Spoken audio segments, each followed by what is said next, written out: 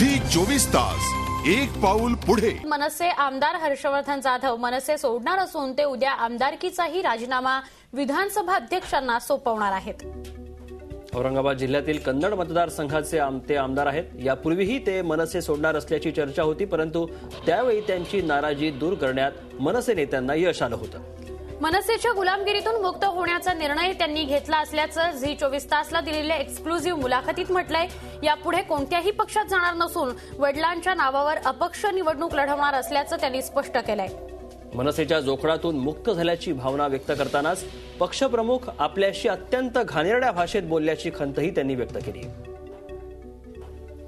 काही वेळापूर्वी आमचे प्रतिनिधी विशाल करोळे यांच्याशी हर्षवर्धन जाधव यांनी केलेली ही एक्सक्लुझिव्ह बातचीत आपण पाहूया।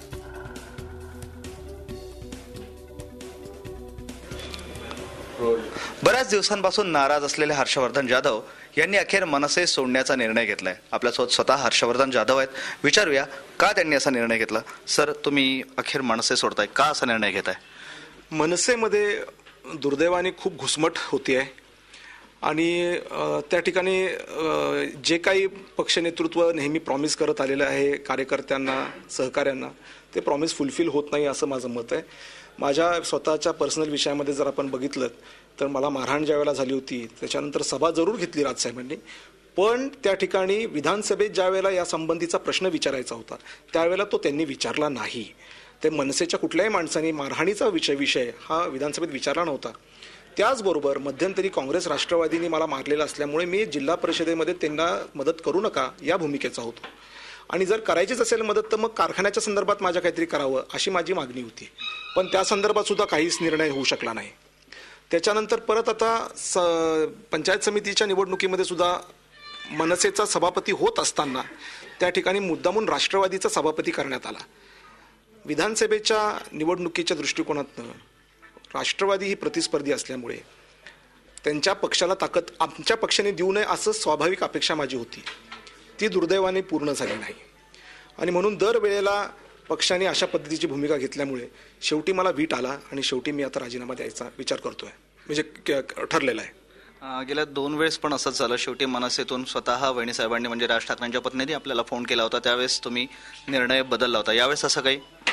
आता माननीय वहिनी साहेबांचा आदर मी ठेवला होता मागच्या वेळेला आणि त्यांचा आदरामुळेच मी आत्तापर्यंत मनसेत टिकलो, पण मला वाटत नाही की त्यांचाही शब्द तिथं मानला जातो आणि म्हणून आता मला कोणी जरी सांगितलं तरी मी मनसे पक्षाचा राजीनामा देणार आहे आणि मनसे पक्षाचाच नाही तर मनसे पक्षाने जर कोणी म्हणत असेल की त्याच्यामुळे मी आमदार झालो तर त्या आमदारकीचाही राजीनामा मी उद्या देणार आहे।